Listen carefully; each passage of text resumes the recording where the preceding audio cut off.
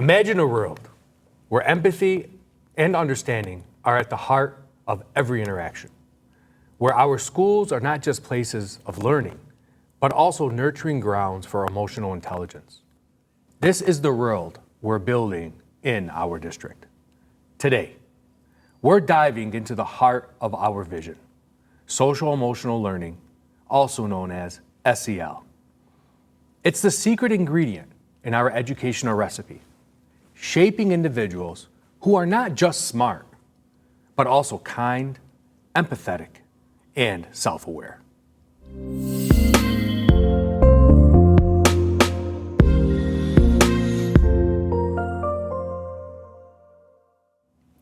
Welcome back, Crestwood community. I'm Dr. Mosallam, your host for District Discourse.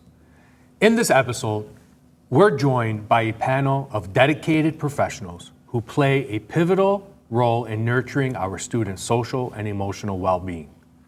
Let's embark on this insightful journey together as we dive into the Crestwood School District's SEL vision. I would like now to ask our panelists to please introduce themselves and state where you are from in the district and what your roles are. So we'll start to my left. Okay. So I'm Anna Schankowski. I am an SEL coordinator for the district, and I also am doing some support within the behavioral specialist. So I work for the entire district, supporting the schools. Thank you, Mrs. Schankowski. Mm-hmm. I am Wanda Massey. I'm the school social worker over at Hillcrest Elementary School. Thank you. I'm Faizah Nassar. I'm the social worker at Riverside Middle School. Thank you. I'm Hassan Ozeir. I'm the restorative practices and PBIS facilitator over at Crestwood. Excellent, thank you. Well, I appreciate all of you being here today, and I know how busy you are, especially this time of year. So this is going to be a conversation. I just want to talk about social emotional learning, our initiatives, go from where we were, where we're going, where we are, and have a conversation, because I really believe that, we talk about social emotional learning, and a lot of, people really don't understand what that means. Mm-hmm. To start, in 2019, when I applied for the Crestwood School District Superintendency, I had, one of my main focus areas that I had emphasized to the Board of Education and the community was social emotional learning.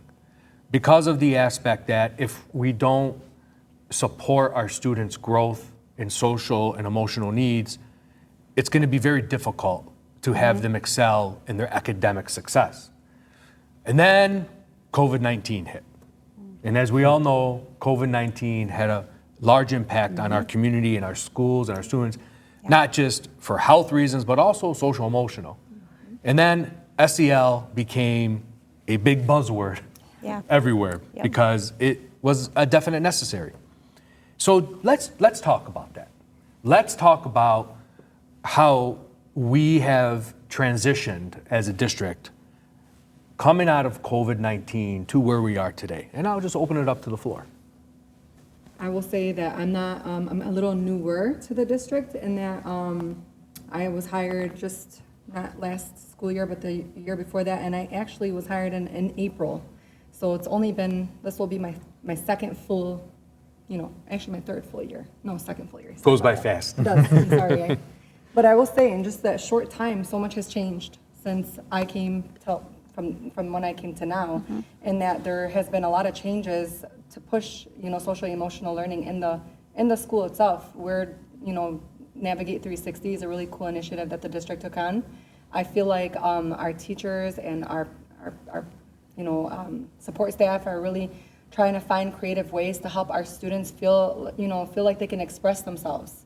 And feel like they can express their thoughts and their feelings with one another, which is a challenge I feel like came after, even before COVID-19, but after COVID-19 as well. It's gotten a little more tricky because kids, especially in the lower L, they're coming from a space where they weren't interacting with each other at all, or even the members of their communities. So they come to the school and they have, it's almost like they're babies. They don't know how to exercise those skills, which can, put a lot of challenges for us in the schools. But I also feel like it's an opportunity for them as well to exercise those skills. Yeah. Those are some very good points. I want to lead off of that with, into another question. Yeah. How did you see COVID-19 and the whole lockdown and isolation impact our students? I mean, I can attest to that, especially middle school. In middle school and elementary, I think the most important thing is to have kids be together, learn together. They learn off of each other. And COVID-19 really took that away from them. It isolated them, it, provided this sense of loneliness. They reverted to technology and social media to get information. And I feel like that now we're paying the price of that, and then being so much on social media and all that their attention span has. Working in middle school for 13 years, the last 4 years, 3 years at least, ever since we came back from COVID, I feel like our attention span in middle school, the baseline has decreased. And that's a struggle because of the YouTube shorts and the TikTok videos. And that has impacted our students, and just building up that anger and not knowing how to deal with it. So back to your first question, Dr. Mosallam, when you asked what has our district done, and you coming in and talking about SEL and bringing it to the district, I started in 2021 in the fall, and it was until last year I started seeing kids using words such as self-regulation. I need to calm down. I need to, they're understanding, okay, I'm upset. They're identifying their emotions. Now they're realizing, what do I need to do? They're trying to figure that out, and just having the language, being there, and them learning that, hey, it's normal to have these feelings, but how do we deal with it? And what do we do? So that has helped. Honestly, I'm seeing SEL grow, across our students, and across our buildings. On that same point, I don't mean to jump in. No, but, it's great. one of the things that during COVID, I was working for a community education nonprofit, and through COVID, I think the need was identified, how much of these SEL things, how much need in terms of resources and getting families what they need to really succeed. I think COVID really highlighted that need, and so if you could look at a silver lining, I think that would be the silver lining of COVID, was that there was a need. It was neglected for a long time, especially within education, and it put a spotlight on it. And since joining the Crestwood family, just seeing how much attention to detail, how much of an emphasis the district puts on SEL, especially with the position like mine, which is primarily restorative practices and PBIS, which are both huge functions of SEL. Being able to work one-on-one with students on their social problems, being able to help them regulate their emotions, being able to work through them when they're in crisis is such a valuable thing. And I feel like the district has put such a great emphasis and value on it that it's going to attract people with that skill set to be able to do those things. I appreciate that. I want to gear a question towards you, Mr. Schankowski. Okay. Because I'm ready, Dr. Mosallam. Here's your question. You have been working in the field of social emotional learning for a while now. I mean, you have experiences. You have experiences in multiple districts, and looking at behavior and understanding behavior, and understanding that behavior is something that we always must address. But there's a root cause, and how do we address that so we can teach and grow our children? So talk to us about what your role has been like since you've come over to the Crestwood School District, and where you see like the positive movement going, and where you see we can still go. Okay, I love that you asked that, because I actually, when Faizah was talking about the regulation and the terms that the kids are learning, it reminded me about the importance of our trauma-informed care. So I know that is something, when we spoke, that you really want this district to focus on in the future. And we're talking about a very purposeful rollout of training for the district for next year. And the fact that COVID-19 happened, that traumatized the entire world. Every single human being experienced trauma. So it changed the way every single human being operates.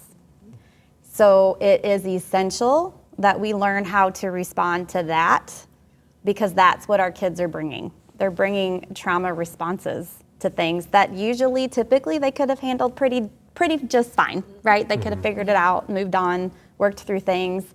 Now, literally, it changed our brains and the way we think, along with social media and all the stuff that these kids do and being online too much instead of interacting face to face. So I think we have to include all of these things under SEL. So restorative practices, PBIS, trauma-informed response and care. All of this has got to be a part of the educational system in order for our little people to go into the world and be successful. That's great. That's awesome. I mean, and that really touches upon so much. I can tell you, as a school district, and you all mentioned it, I want to say financially, we've invested close to $500,000 in SEL. And, these investments we've been able to do this for a few reasons, because there has been increase in funding from the state, which has helped us. But we know that we need more. And we know that if we can continue to enhance and build, boots on the ground is what helps. Having certified individuals like yourselves who understand how to go in and make the difference. So with that said, I ask you, talk about where you feel the most emphasis needs to be made when it comes to working with parents. Because I think a lot of times we work with our children, but if we don't bridge that gap between home and school, we may lose some of the things that we're trying to help our children. Because, yes, they spend the vast majority of time with us, but the most influential people on our children, are their parents, it's their home. So let's talk about that bridge with parents and what we really need to focus on with parents, and maybe talk about some things you've done. I think when we bring up the word SEL, some parents look at it in a negative view. It means there's something wrong with my child's social and emotional. Parts of his life and the way he interacts with others, there's something wrong. So why is he learning this? I've had parents ask me, so why are you guys doing SEL? Why can't you guys stick to just the math, the language arts, the history? And people don't realize that social emotional learning can happen throughout our lives. It's not just for elementary, middle, high school. We're lifelong learners. And social emotional learning is always going to be there to teach us to learn how to be aware of ourselves, aware of our surroundings, and reflective people. When we are reflective citizens, we're able to connect to someone that is across the world, that something is happening to them that is not happening to us, but we are able to connect with them no matter what race, no matter what color, no matter what religion. We are able to connect and have that empathy and have that resilience when we're faced with challenges. And that's why I I talk to parents and I say social emotional learning is probably more important than anything else. We always say Maslow before Bloom, Right. Yeah, very like good. honestly, Yeah, very good. and that's what we need. Yeah. You can't learn and be in a supportive and equitable environment to take in what is being taught to you academically and be an intellectual person without having your emotional, your social needs being met and supported. Children need to be heard. They need to be seen, whether at home or at school, in order to take in what we're teaching them so they can go further. Yes, So I always tell parents they can go further when they're in college. And that has worked. When I tell parents, okay, imagine he's in college and he's dealing with a challenge and people, an issue happens and he doesn't know how to, relax or calm down or settle down or reflect or understand other people. That's going to be a barrier for his success or her success. Yeah. So you have to put it in that perspective for parents, then they start understanding it. And if we do it more often and help families understand it, they look at it in a different view. That's great. Please, Ed. It's like helping them, like what you're describing is helping our little people and our high schoolers, right? Helping them learn to be uncomfortable. Yeah. Yes. Because life, even though as the best parents have the best intentions to keep their children Yes. as comfortable as possible, which means they don't ever learn how to feel uncomfortable and how to fix it. Yeah. Because life is very uncomfortable. There are times where we're upset, we're angry, we get dysregulated, we all drive. I'm just saying, Yeah. just driving a car, Yeah. Yeah. you can go right to a memory, right, of being dysregulated. And our children need to learn that when they're in that place, like how to change it and to deal with it and work through it. I love what you said. It's very, very important. It makes me think of Yep. the whole conversation, the comparison between emotional intelligence and academic intelligence. And we often emphasize academic intelligence, and kids think of themselves as, oh, I have to, get straight A's in, those areas, but then they go out into the world and what the, studies are finding is that actually emotional intelligence can get you the better job. Yeah. You can be a busy student, and if you Yep. can't interact with, people and, Or handle disappointment. handle disappointment Yeah. or handle Or teamwork. frustration, exactly. Be a team then- player. Yeah. All of that. Those leadership opportunities can be threatened, and we want to see young leaders. We want to see.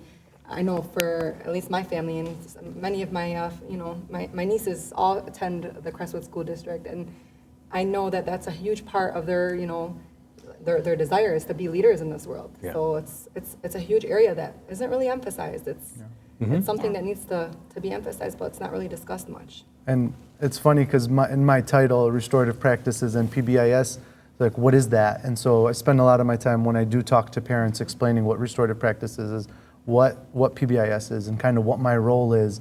And for me, like to work with parents, I get the best results when I focus on the kid first and let them know what type of work I'm doing with them.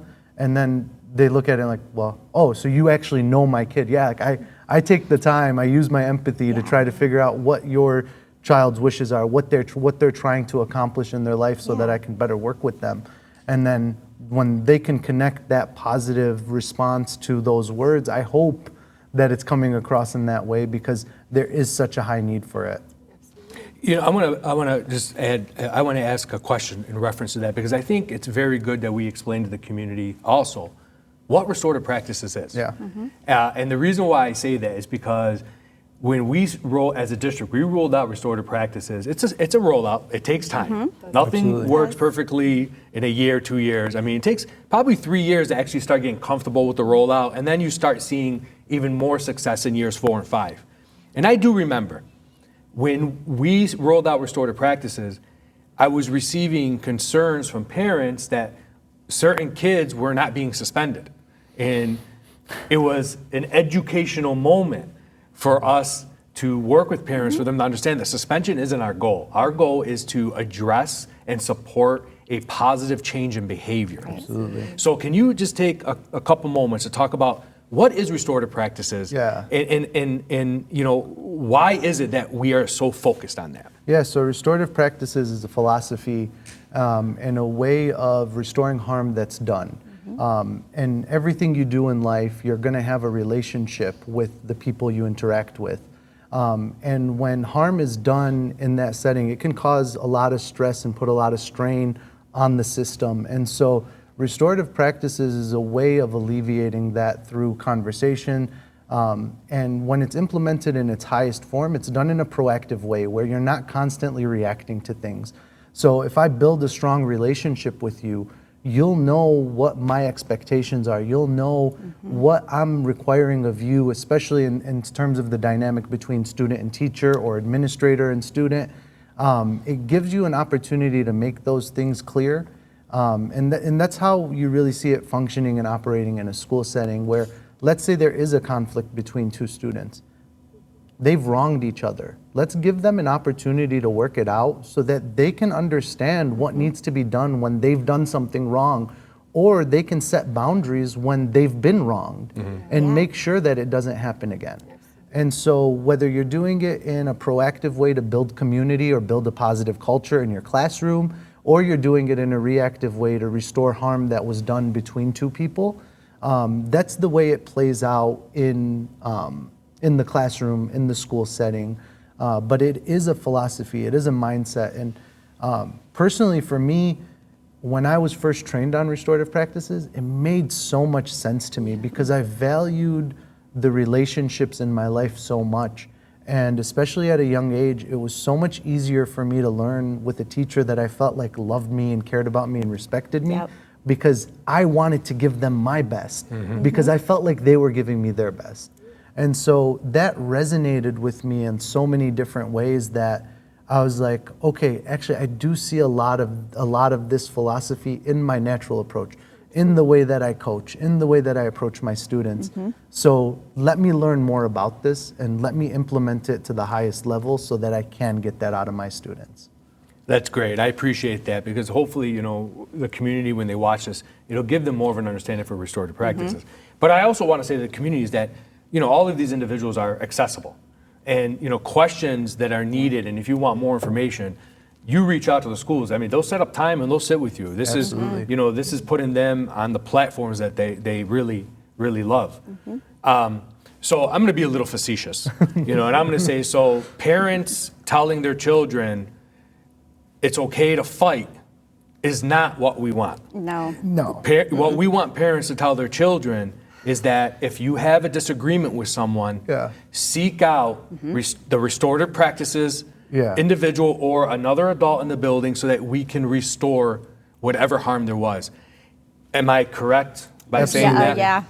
100%. And the funny thing is I remember as a building principal, a lot of times when two students would fight, they're friends. Yep. Or it was over the weekend because they were over a basketball game or something. And then when I would bring them down into my office, this is before I knew anything about restorative practices, I would look at both of them and say, aren't you guys friends? I mean, what was this all about? And then they would look at each other and they would laugh at me, and we would resolve the conflict. Yep. So, I think it's very important. I really wanted to emphasize that we don't want fighting to be the solution. Absolutely. Our solutions, because that's not the type of community we are. We are not a community that looks at physical aggression as a way to resolve problems. We are a community that works together, that identifies how to resolve issues through dialogue, through growth, through emotional intelligence. Because the reality of it is, in the world we live in, we're always going to come across someone who we're in disagreement with. And we have to know how to self-regulate those feelings and how to create a manifestation of our own confidence in order to get through that situation. So I think that's a key thing there. I want to add something to that, Dr. Mosallam. A lot of times people are uncomfortable or don't believe in something is going to work without trying it. And I can tell you how many students who have, we kind of, made them do a restorative circle to restore the harm that's been done. We either told them, okay, this is all turned to suspension. You either sit down and work it out and let's have this conversation, or you're just gonna have to face suspension. And students, kind of choose that route is to have a restorative circle, and they're uncomfortable in the very beginning. But then the same students, because they knew it worked and they were so they didn't believe it was gonna work, and some families don't believe it's gonna work because they haven't tried it. But those same students, when they are faced with another conflict, before they get into that conflict, they come to us and they say, something's going on between me and so. I think, can we hold a circle? So they are requesting it now because they've seen the proof of how well it works, and they're requesting it and they're doing it. And in these circles, with especially middle schoolers and high schoolers, I mean, I've worked mostly in middle school and elementary too. Yeah, and it really shows them how similar they are to each other. And they see more similarities in each other than differences. It destructs the stereotypes and the perceptions, and they're taken back sometimes, and they're like, oh wow, I didn't know you're dealing with that. And then you see the empathy, and then their relationship gets just stronger, and now their view of the world is different, and it helps them form better relationships with others, and it's like a chain, and it's just beautiful to see for those who actually try it. It is uncomfortable to try it first because you're asking, so how did you feel? And you don't want to put your guard down and to show that vulnerability, because there has to be some shame, some vulnerability shared in that circle. And it's hard, even as adults, for us to do it. But once they do it and they realize, hey, that wasn't that bad, it worked and it helped, they're more often, they're going to do it more often. Can I add to just the language piece of restorative practices? That's so cool. Because it doesn't just empower the students with the ability to restore. It also gives them language. It gives them the opportunity to watch a mentor facilitate a conversation that's hard to have, and they feel empowered because they know how to now use this language in real time, where they can they can talk to their friends or their peers about what happened, what they were thinking about at the time. And kind of think through that situation so that it's a restorative approach in the future. And then on the flip side of things too, to add to what you were saying, what is the counterpart? When kids aren't talking, they're ruminating, or they're thinking about things that happened 2-3 years ago. I mean, I'm fourth graders, third graders who will be thinking about something that happened in first grade. Yeah. So it's like if we don't give them an opportunity to have that, that It's a process. Yeah, that it stays in your body. Oh my goodness. Right? We carry it until we put it out. So many times. Yeah. And then, I mean, it reminds you of that book, The Body Keeps Score, about trauma. Yep. Yeah. Yeah. The next question I wanted to discuss is, we talked about the students, we talked about the parents, but also we have to get staff.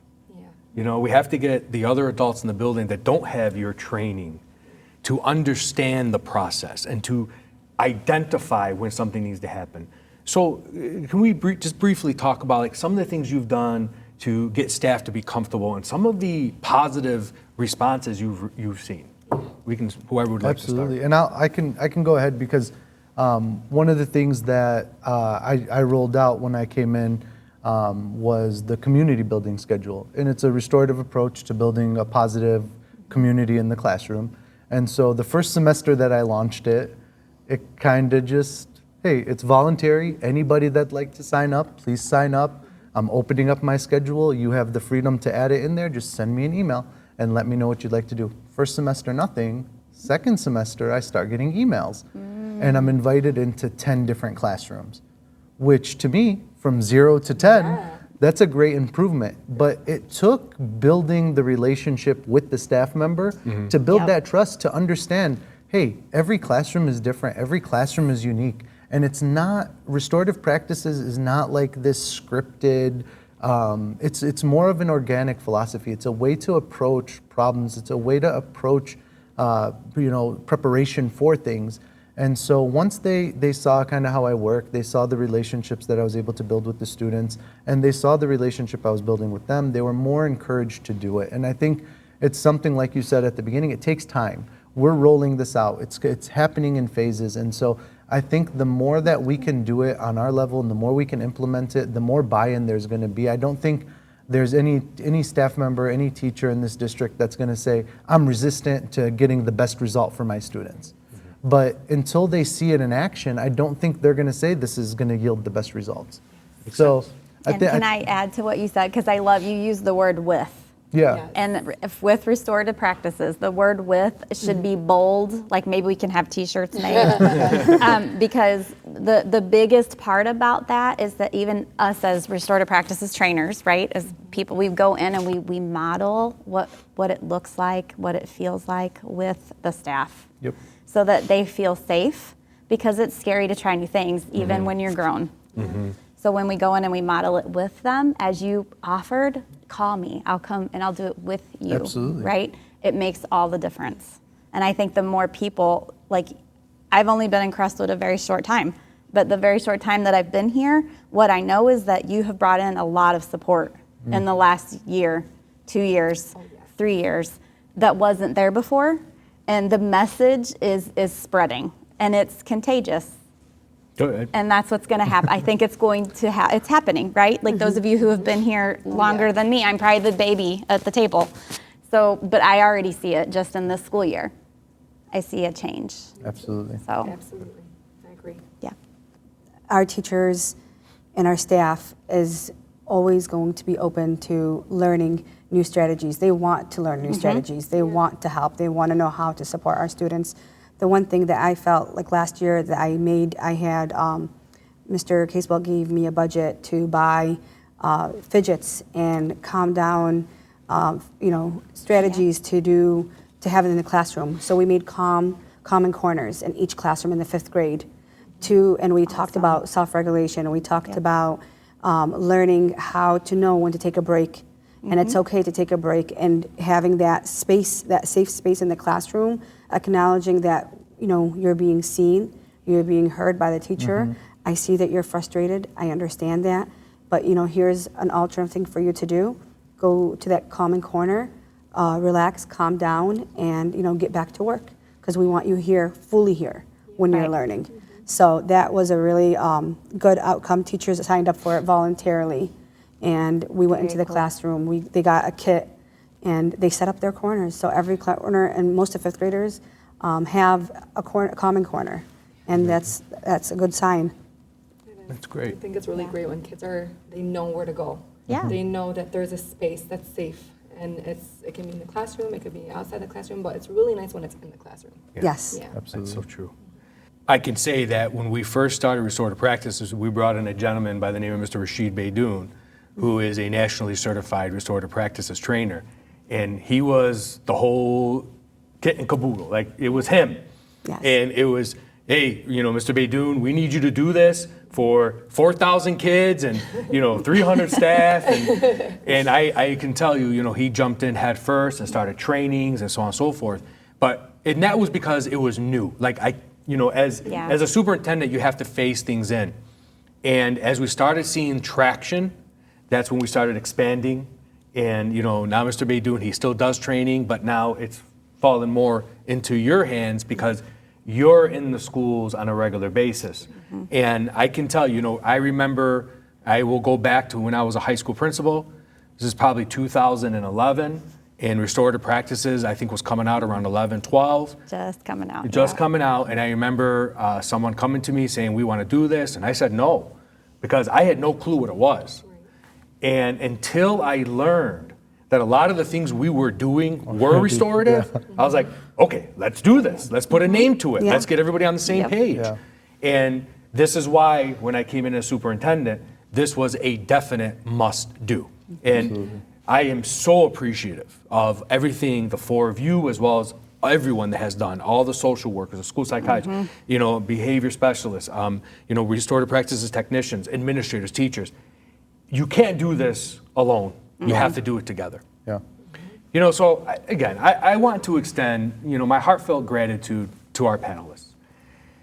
Anna Schankowski, Faizah Nassar, Wanda Massey, and Mr. Hassan Ozeir. Sorry, I called you Hussein. My apologies. And, for your invaluable insights. I mean, I can't explain to you how, dedicated I am to you to continue to support you in this endeavor. And your contributions to this discussion, and hopefully our viewers will have learned some more about why we emphasize so much on social emotional learning. Your dedication to emotional well-being of our students is a testament to the strength of our district. To our viewers, thank you. Thank you for joining us for this episode of District Discourse. Your engagement is crucial to fostering a community that values and supports the emotional growth of our students, of you, and our community. Before we conclude, I'd like to remind you to stay tuned for our next episode, where we'll dive into the topic of assessment preparation. It's not as exciting as SEL, but it's just as important. And what to expect with the testing season coming up. It is a conversation you won't want to miss, because we will answer a lot of questions that are constantly asked of us. Remember, these discussions are just the beginning. Let's continue to carry these conversations forward, listen, learn, and grow together every day. Again, thank you. Until next time, keep the discourse alive, and let's keep connecting on all that matters to our Crestwood community.